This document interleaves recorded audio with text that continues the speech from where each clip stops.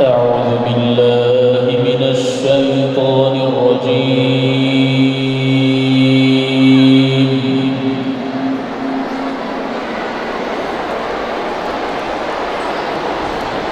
بسم الله الرحمن الرحيم.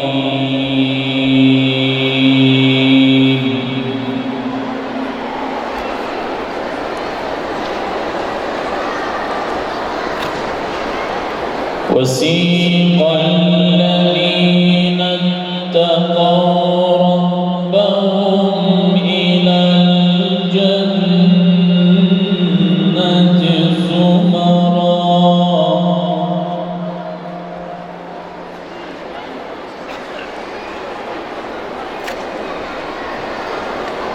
حتى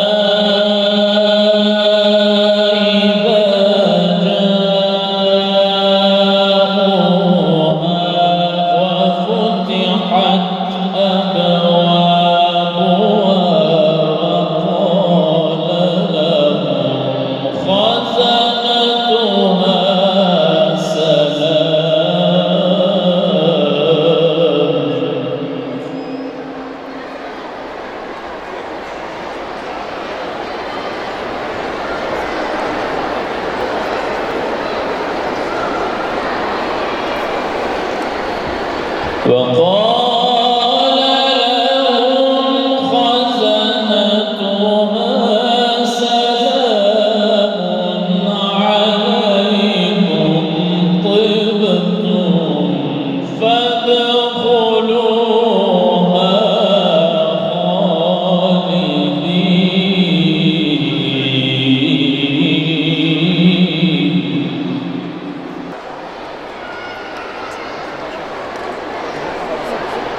فأما اليتيم فلا تقهر وأما السائل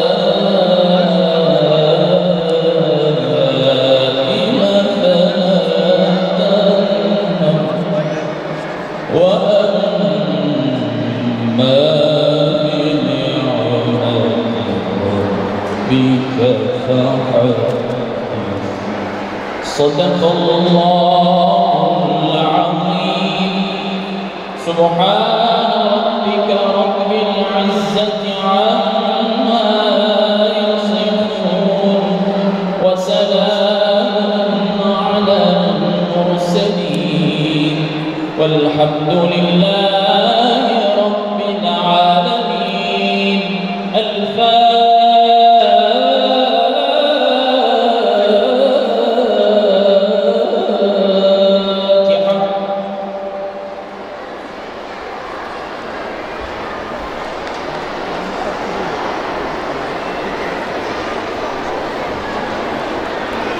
أعوذ بالله من الشيطان الرجيم. بسم الله الرحمن الرحيم. İmanın kol ateş olduğu, İslam ahkamının ayaklar altına alındığı bir zamanda bizleri aziz İslam davası ile şereflendiren ve aramızda hidayet rehberleri çıkaran şanı yüce Allah'a hamdolsun. Hak-batıl savaşındaki mücadelede bizleri iman nuru ile bir araya getirip kardeşliğimizi pekiştiren Allah'a sonsuz hamd ve senalar olsun. Her tarafı Uhdud vahşetini andıran ateş dolu çukurların kenarlarından her türlü cehalet kötülüğü ile iç içe olduğumuz bir zamanda bizleri İslam'ın hidayet nuruyla buluşturan ve tüm mazlum ve mahrumlara bir ışık olarak bu dava ile önderler kılan Yüce Mevlamıza hamdolsun.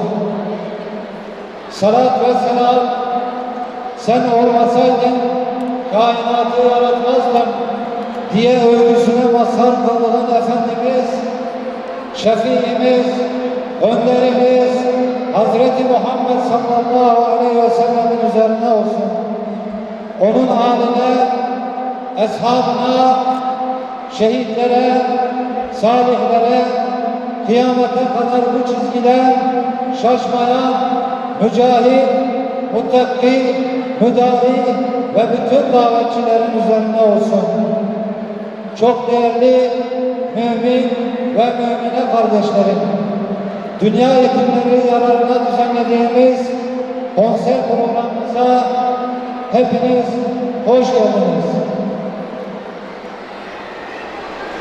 Bismillahirrahmanirrahim.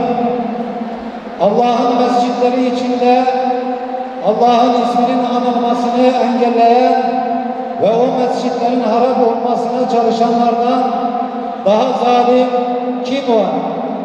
İşte o zalimler yok mu?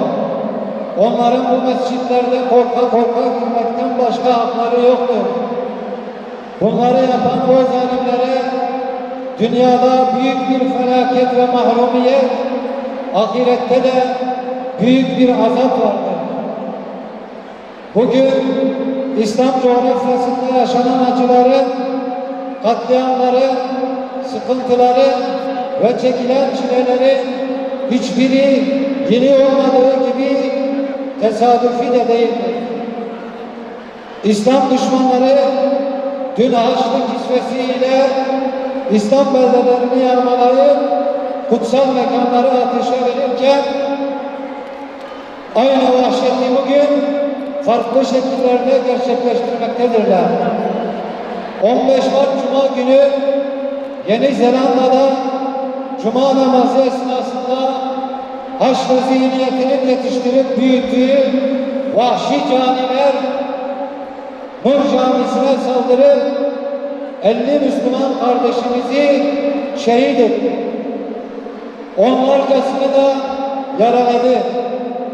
Vahşi Batı'nın bu saldırıları ilk olmadığı gibi sonda değildir. Fakat inanıyoruz ki bu son saldırı ile Vahşi Batı için sonun başlangıcı olur inşallah. Son yıllarda Batı'da Müslümanlara yönelik yapılan saldırıların perde arkasında Avrupalı siyasilerin Müslümanlara yönelik şiddet içerikli açıklamaları vardır. Yeni Zelanda'da son saldırıda bunlardan ayrı düşünmemek gerek. Batı'nın bu fiili saldırılarına rağmen İslam ülkelerindeki idarecilerin Batı ile ilişkilerini sürdürmeleri kabul edilir bir durum değildir. Aziz misafirlerim, İslam ülkelerinin idarecileri modern Haçlı zihniyetine karşı birleşmedikçe bu saldırılar bitmeyecektir. Ey Müslüman kardeşim, uyan artık, sil üstündeki toz bulutlarını, aç gözlerini, dünyaya bak, ne haldesin? 1000 yıldır yattığın yeter. Artık Kur'an'ın sabahında İslam kardeşliği ikliminde uyan. Aksi halde Kur'an'ın güneşinden gözlerini kapatarak gaflet sahasında yatmakla vahşet ve gaflet beni, seni, bizi, sizi, hepimizi yağma edip perişan edecektir.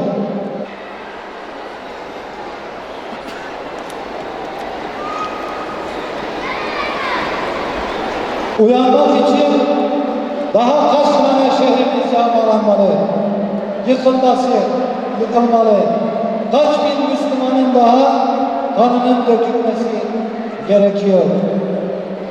Değerli misafirlerimiz, Yetimler Vakfı'nın Dünya Yetimleri yararına Diyarbakır'da bu salonda bugün düzenlemiş olduğu bu programda yetim peygamberin yetim ümmeti olan bizler bugün tarihin hiçbir döneminde olmadığı kadar aç, susuz, perişan, evsiz, barksız kardeşlerimizin olması, yetimin olması gerçek manada sorumluluklarımızı yerine getirmememizden kaynaklanmaktadır. Biz de buradan hem görevlerimizi hatırlatmak adına hem de her geçen gün kalan yetimlerimize sahip çıkmak adına bu programı düzenlenmiş bulunmaktayız. Son olarak buradan kafirlere de ey kafirler yenileceksiniz. Toplanıp cehennemin dibine sürükleneceksiniz. Bu saldırılarla bizi korkutup yenebileceğinizi düşünüyorsanız yanılıyorsunuz. Siz İslam düşmanı zalimler ve ey kafirler kesinlikle yenileceksiniz. Siz Haçlı zihniyetine sahip alçaklardan hiçbir korkumuz yoktur. Şanı Yüce Mevlamızdan münacatımızla ancak ey Rabbimiz üzerimize sabır yağdır. Ayaklarımızı sabit kıl ve şu kafirlere karşı bize yardım et. İlahi, zulmedenlerin hazimetini, mazlumların da selamete uğramasını ancak senden diliyoruz. Hepinizi tekrardan selamlıyorum. Esselamu Aleyküm ve Rahmetullahi ve Berekatuhu.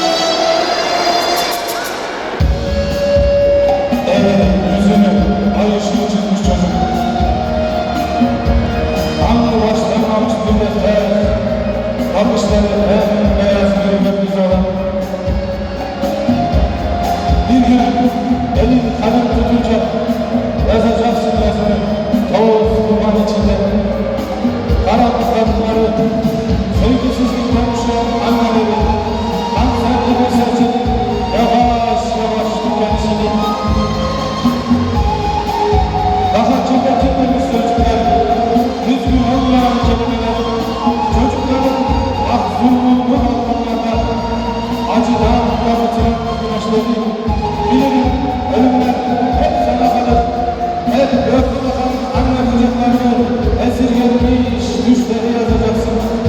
Burada güneşin uykulara doğru.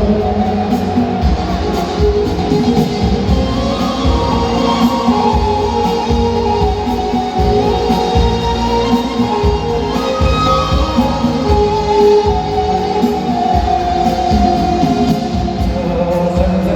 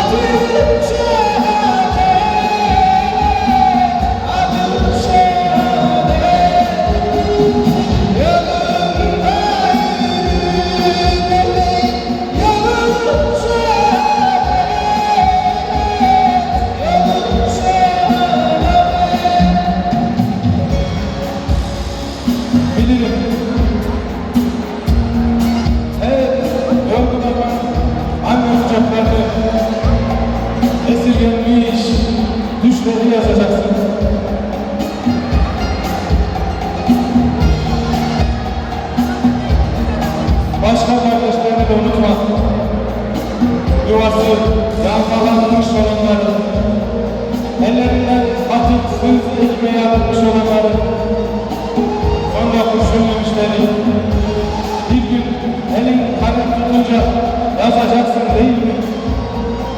Yaz ki anılarında ihanet, secdeleri altına, kütleleri kadına, dolara endeksli devlet, utandın be çocuk, utandın elbet.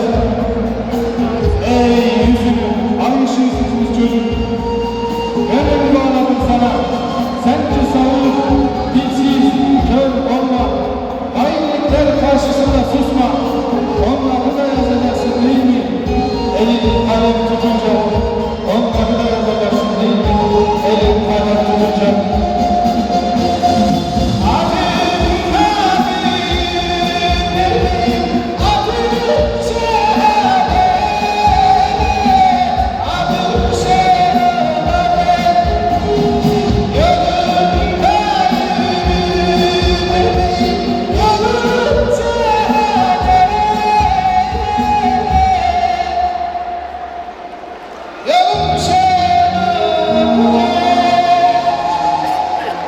Size kısa bir hikaye anlatayım. Ondan sonrasında da bir eser okuyayım. Ama bu eserin sonunda tekbir getireceğiz. Bu tekbirlere de sizler eşlik edeceksiniz mi diyeceğiz. Çünkü o zaman güzel oluyor. Eşlik edecek misiniz? El kaldıranlar yok. El kaldıranlar söz mü? Ben size söylediğimde şehadet parmaklarınız havada. Benle beraber inşallah tekbirlere eşlik edeceğiz. Onun öncesinde bir hikaye anlatacağım size. Dedik ya aslında yetimlerin düzenlediği, yetimler vakfının düzenlediği, yetimler yararlarının düzenlediği, o yüzden Allah razı olsun sizler. Aslında yetimlerle alakalı bir eser de okumayacaktım ama yine okumayacağım. Size kısa bir hikaye anlatacağım. Olay 1978'de geçiyor Diyarbakır'da. Dinliyor musunuz bu arada? Bir çocuk yetim kalıyor 3-5 yaşlarında.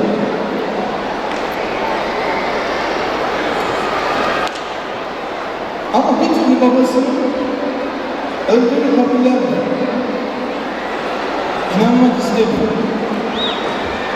Rahmetli babası hayattayken onun üzerindeki bir tişörtü vermiş de evladım bu tişörtü çıkart üzerinden. Üzerinde bir ayıcık bir hayvan figürü var. Bu caiz değil. Bunu giymemiş ama o giymek istemiş. Bir süre sonra babası vefat ediyor. Evlerinin önünde oturuyor. Evlerinin önünde demir bir direk var. Öyle düşünülmüş. Gelirlermiş, dermiş de işte annesine, oğlum babam öldü. Yok, inanmak istemiyorum. İşte başkası gelirmiş, dermiş ki baban öldü, babanı beklemiş. Ama o hep orada beklermiş, bakarmış, ileride babası gelecek. O demir direği gözüne kestirmiş. Demiş ki ben bu demir direğe çıksam acaba babamı görür mü? Uzaklarla evlerin çatısının üzerinde. Diyarbakır'da bir yetim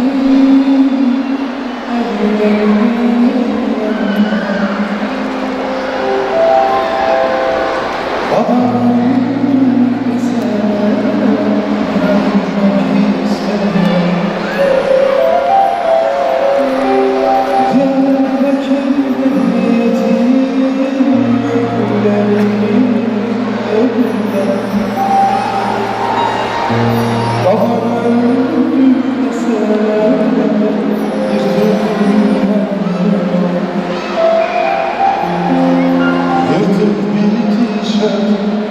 birlikte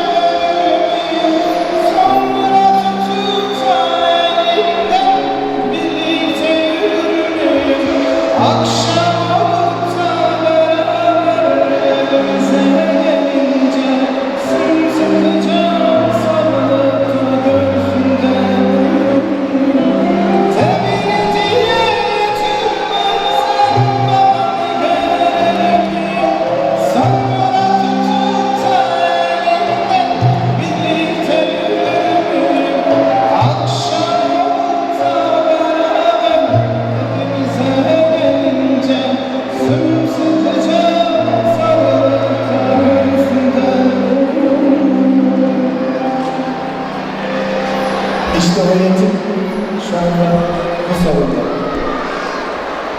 Kim olduğunu bilen var mı? Bir el kalması var mı? İşte o bahsettiğim yetimler var. Şu anda o yetimler başkanı. Hadi bakalım. Söz verenler. Beraber tekbir getireceğiz diyenler. Eserin son noktasında ben size işaret ettiğimde hep beraber okuyacağız. Herkesin şahane kullanmalarını almayı istiyorum. İnşallah olur mu? Hadi bakalım.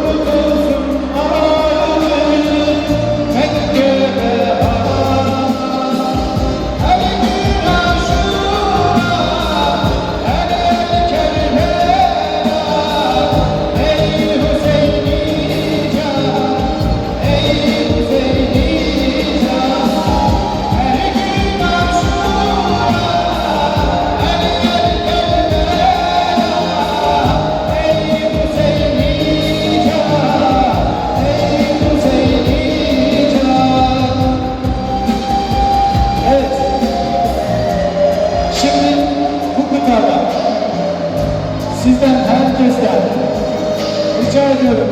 Şehadet parmaklarını sağda. Benle beraber tekbirlere eşlik edeceğiz. Sonrasında sizi dua edeceğiz. Buradaki herkes amin diyecek inşallah. Hadi bakalım. Geliyoruz. Unutulmaz mı hiç Mescid-i Aksa, susuz Kerbela, ıslandı kanlar,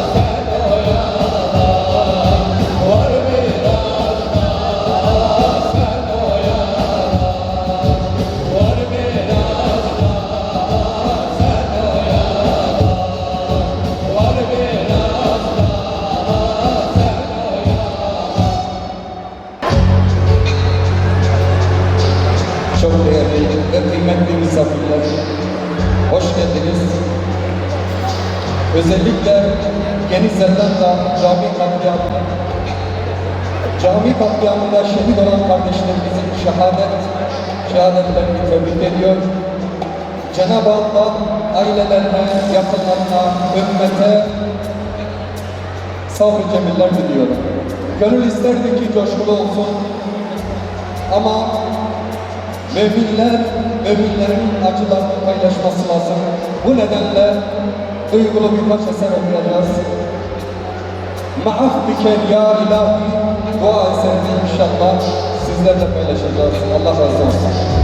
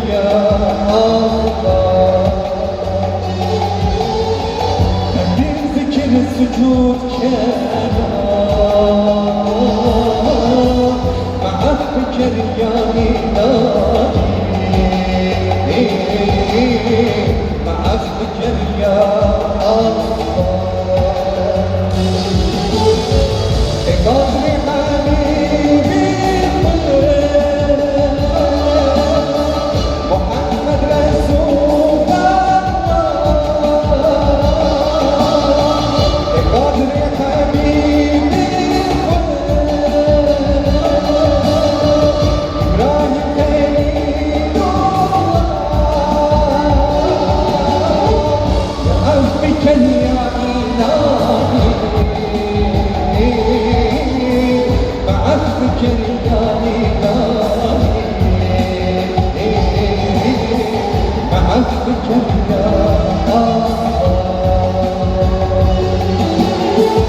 بعفوك يا إلهي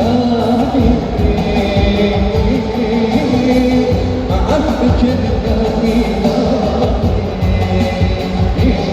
إلهي بعفوك يا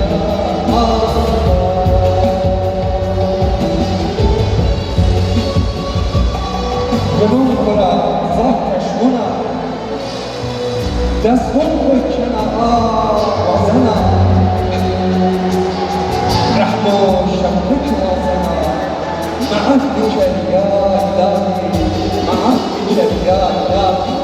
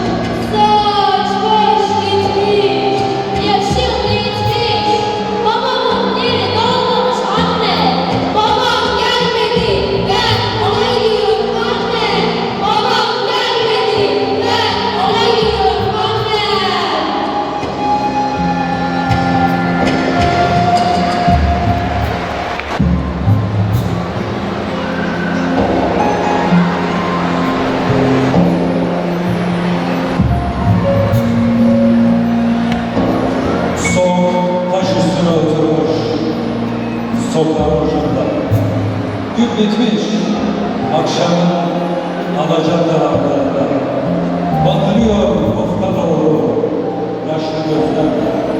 Sıkmış kadını, bilmem ne var olacak. Yaklaşıp sordum, niye ağlıyorsun yavrum? Durdu ve irkildi, dedi babam bekliyor. Sordum, ne zaman gitti babam? Dedi, göklere yükselmiş, ben doğmadan. Kim söyledi bunları? Sana kim anlattı? Belki onu götüren melek bir kanattı. Uçtuğu yerden sana bakıyordur bana. Belki gülücükler var dudağında, çok tatlı. Hışkırığını kesip gözümün içine baktılar.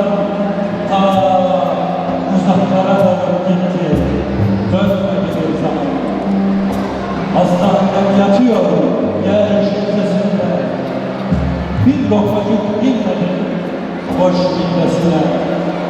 Açtı avucunu gösterdi. İçinde bir tek ceviz. Bu da annem mi? Ben mi? Hangimiz yiyeceğiz? Birden şimşekler çaktı beynimin içinde. Mahşerde sorarlarsa biz ne diyeceğiz? Ya mahşerin sahibi sorarsa ne diyeceğiz? Geçimin sahibi Allah sorarsa biz ne diyeceğiz?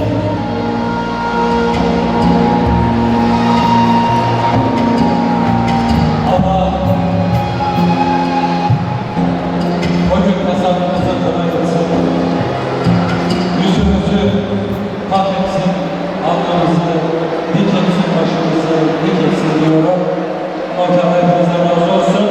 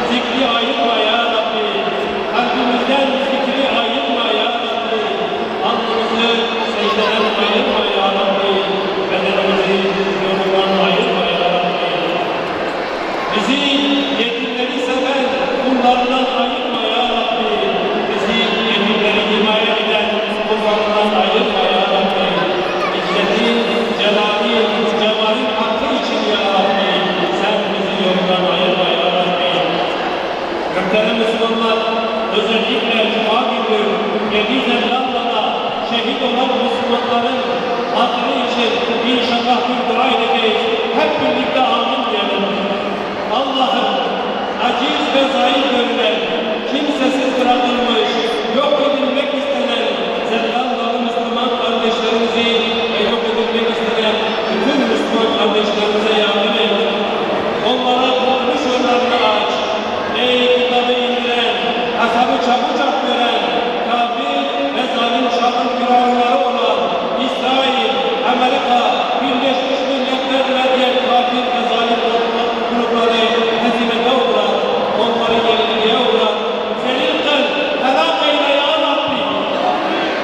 Ya Rabbi, içimiz yanıyor, yüreklerimiz acıyor, yetimlerimiz çoğalıyor, ölen kardeşlerimiz, analarımız, bacılarımız, dedelerimiz, ölen çocuklarımız var ya Rabbi.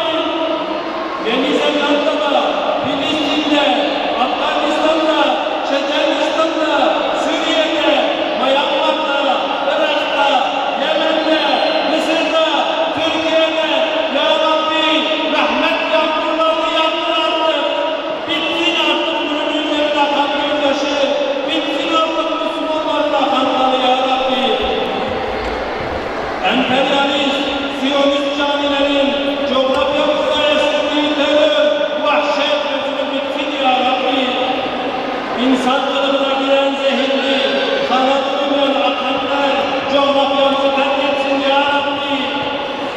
Ya Rabbel Alemin, bizim kalbimize düşen ateş, Amerika'nın kalbine düşsün. Zelanda'da yanan ateş, New York'ta yansın. Bagdat'ta yanan ateş, Londra'da yansın. Dağistan'da yanan ateş, Rusya'nın kalbinde yansın. Gazze'de yanan ateş, Tel Aviv'de yansın. Onların şımarıklıkları içinde yakalayan Rabbi, onları ateşinle cezalandır. İslahları mümkün olanlara ıslah eyle. İslahları mümkün olmayanları kahru perişan eyle ya Rabbi. Ey Yüce Rabbimiz, kudurmuş köpekler gibi ağızlarında salyalar saçarak Müslümanları katleden canilere bela yağmurlarını yağdır ya Rabbi. Ya Rabbel Alemin, bir bedenin muzurlara uğramadık, bir binanın tuğlaları gibi olamadık, bir tarafın dişlerine benzeyemedik. Bize gerçek anlamda kardeş olmayı nasip eyle ya Rabbi. Kardeş olduğumuz halde Zelanda'daki cami şehitlerine yardım edemediğimiz için bizi affeyle ya Rabbi. Onlar gören olanlarını şaşıracaklar. Müthiş bir yeğiz ve kutura düşecekler. Kökleri vuruyacak, arkaları kesilecek. Artık dualarımızın yüzüsü hürmetine ya Rabbi. Bela yağmurlarını zalimlerin üstüne yağdır ya Rabbi. Ya Rabbi mazlum Müslümanlara yardım eyle ya Rabbi. Ya Rabbi, ya Rabbi, ya Rabbi. Senin elinde sana ibadet edenleri, katledenleri kahru perişan eyle ya Rabbi. Bizi kardeş eyle ya Rabbi.